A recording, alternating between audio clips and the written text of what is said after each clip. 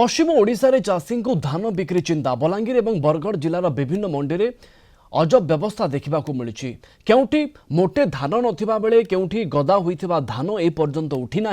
धान परीक्षा बाहाना रे चाषी को अयोग्य धान कही डराउछंती। फल चाषी आ मंडी को धान न आनी मध्यस्थी साहाय्य क्विंटाल धान दलाल को बिक्री करुवा खबर सामना को आसी। मासे हेब धान किणा आरंभ होइथिले भी मंडी समस्या जोगु चाषी माने प्रशासनिक अव्यवस्था को दायी करुछंती। बलांगीर जिले में धान बिक्री सहित चाषी को बस्ता चिंता घारी। केवल अखा बस्तारे ही धान नियाजिबो बोली नियम करा जायथिबारु चाषी माने अडुआरे पड़िछंती। बलांगीर जिला पुईतला धान मंडी आगरे पोस्टर बैनर लगा जायछि। चाषी किभଳି धान बिक्री करिवे एनी नियम कानून सबु लेखा होइछि। धान मंडी रे धान भी गदा होइछि हेले मंडी खोलिबा दिन गोटे बस्ता भी धान बिक्री होई नाही। कौन रही समस्या कहीं एभली स्थिति एने बलांगीर जिला पुईतला धान मंडी अधिक सूचना देइछंती आम बलांगीर ब्यूरो हेड चित्तरंजन मिश्र। 2 तारिख रु बलांगीर जिले में मंडी खोली एवं मंडी किभली चली आम बर्तमान ग्राउंड जीरो रे अच्छु। ए होची पुईतला प्राथमिक कृषि समवाय समिति आपण देखि पारुथिबे गोटे प्रकार पैक्स खोली चाषी धान भी आनी सारी आपण देखि पारुथिबे किभली भाबरे धान महजूद रही एवं वर्तमान सुधा जदि कहिबा एई पैक्स रु गोटिए बस्ता भी धान बिक्री होई पारि नाही।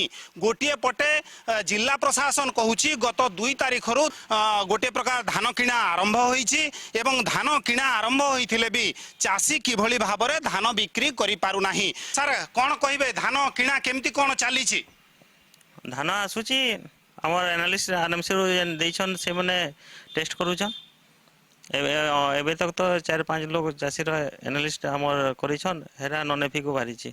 सर वर्तमान सुधा धान गोटे बस्ता भी चाषी बिक्री करि पारि नाही। नहीं हेबार काहे की कोठी समस्या सेरा ननेफी को बारुचे एफी को तो नहीं बारबा जेतेटा चाषी आमर एनालिस्ट जेन आइछन आरएमसी रो से जेन टेस्ट करिछन सेटा एफिक्यू नहीं बार बार कौन कह जाउची चाषी मानक जेतेबेले चाषींकर एफिक्यू मान नहीं कि विवाद देखा देछि चाषी आसीची हैरान होउची कौन कह जाउची चाषी को ताकर आगे तो सेटा हमर एफिक्यू एनालिस्ट करा होची से चाषी तो निजे मौजूद रखे निजे देखुछन ताकर वर्तमान सुधा गोटिए बस्ता भी धान एफिक्यू मानर नाही।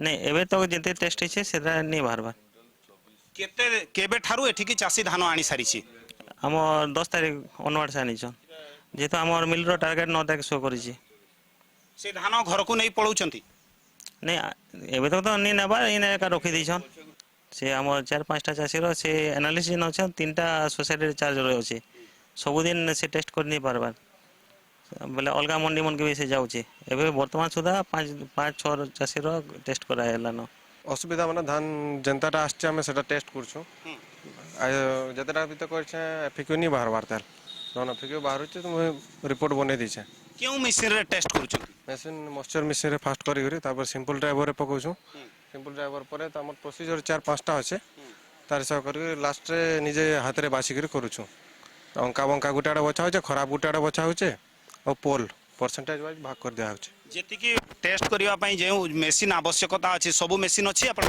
अछि कौन सर समस्या कौन रही ये पैक्स को जिते धान बिक्री करने आसचंती सर पैक्स रे तो आम धान आणबार लगी आमको तो जना नहीं पड़वार जे ताने धान मंडी केन दिन आम धान आणबार लगी डिस्कस नहीं पारबा चाषी लगी आर आम काना के धान जे आनुछु जहाँ चाषी कहते जे वर्तमान सुधा पैक्स को मिलर आसुना धान उठेबा पई अपर पक्षरे जेतेबेले पैक्स को धान बिक्री करिबा पई चाषी आसुची से धानर मान को नहीं विवाद देखा देइछि। वर्तमान सुधा एफिक्यू मानर धान एई पैक्स रे बाहरी नाही सेइथि पई वर्तमान सुधा धान किणा आरंभ होई नाही बोली आमे कहि परिबा।